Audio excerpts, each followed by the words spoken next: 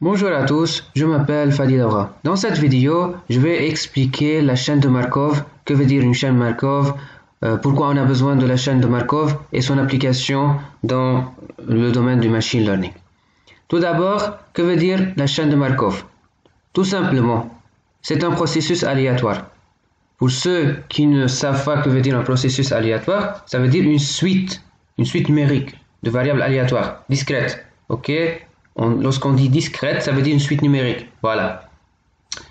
Sur un espace d'état dénombrable E. Ok? Donc c'est un espace dénombrable. Ok? Donc c'est une suite de variables aléatoires sur un espace qui s'appelle E. Et cet espace est un espace dénombrable.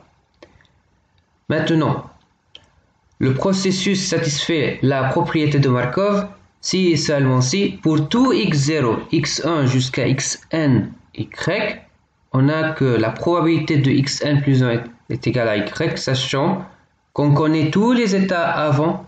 Parce qu'en fait, un processus aléatoire, c'est en fait une suite de variables aléatoires dans le temps, dans un temps discret.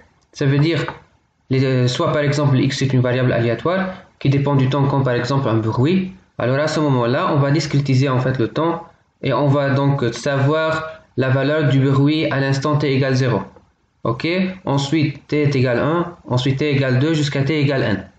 Après ça, on va donc estimer la valeur en fait du bruit ou bien de cette variable aléatoire à l'instant n plus 1. Du coup, on calcule la probabilité. Et ce qui est très intéressant dans la propriété de Markov, c'est que lorsqu'on connaît tous les valeurs du bruit avant, à l'instant de l'instant 0 jusqu'à l'instant n, si on va calculer par exemple la probabilité pour que x à l'instant n plus 1 est égal à y, ok, c'est tout simplement, on n'a pas besoin de savoir toutes les valeurs, ok, toutes les valeurs possibles, seulement juste la dernière valeur. Voilà. Ça, c'est ce qui est très intéressant dans cette propriété, c'est que on n'a pas besoin de savoir toutes les valeurs, ok.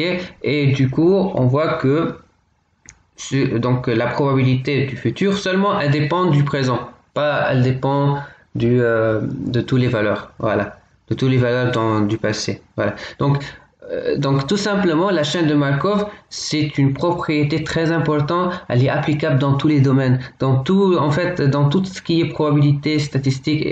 On utilise la probabilité surtout dans la prédiction, par exemple, d'un modèle. Ok, on a besoin de créer un modèle prédictif.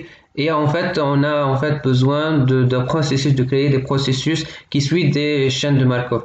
Du coup, la chaîne de Markov, tout simplement, elle vérifie cette propriété comme je écris maintenant.